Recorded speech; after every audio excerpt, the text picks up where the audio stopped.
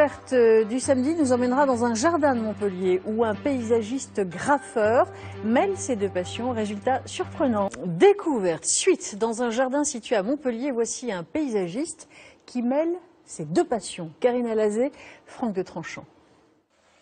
Ça on le conserve, ça on l'enlève. Ça tu le gardes, le papyrus. Okay. Garder une plante plutôt qu'une autre, question esthétique autant que végétale. Ici, Harold Joré n'est pas seulement jardinier, c'est aussi un artiste qui entretient son œuvre.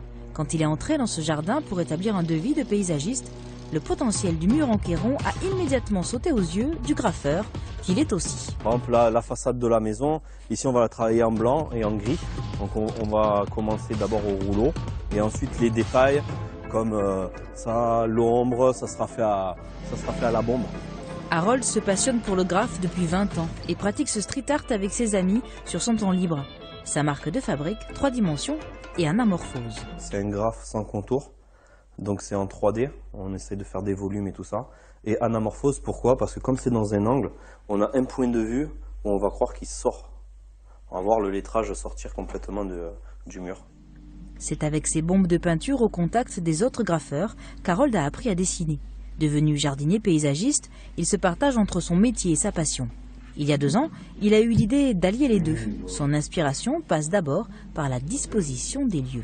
Je prends des photos, des clichés, après je les mets sur l'ordinateur, je les contraste et ensuite je dessine après par-dessus.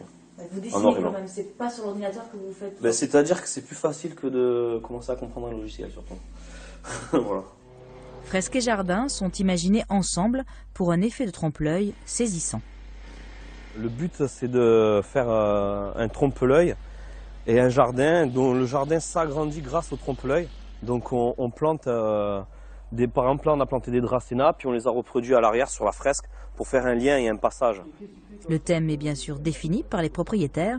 Dans ce jardin montpelliérain, ils ont eu envie d'Espagne et de soleil. C'est bizarre parce qu'avec mon mari, c'est un peu notre île de cœur, nos vacances de cœur. Même de ma douche, je vois la fenêtre. C'est vrai que ça fait, même quand il pleut, on a un peu l'impression d'avoir le soleil tout le temps. Mission réussie pour Harold Joré. Sa fresque n'est pas un simple décor, mais un élément du jardin, fondu dans un paysage où toute la vie a sa place.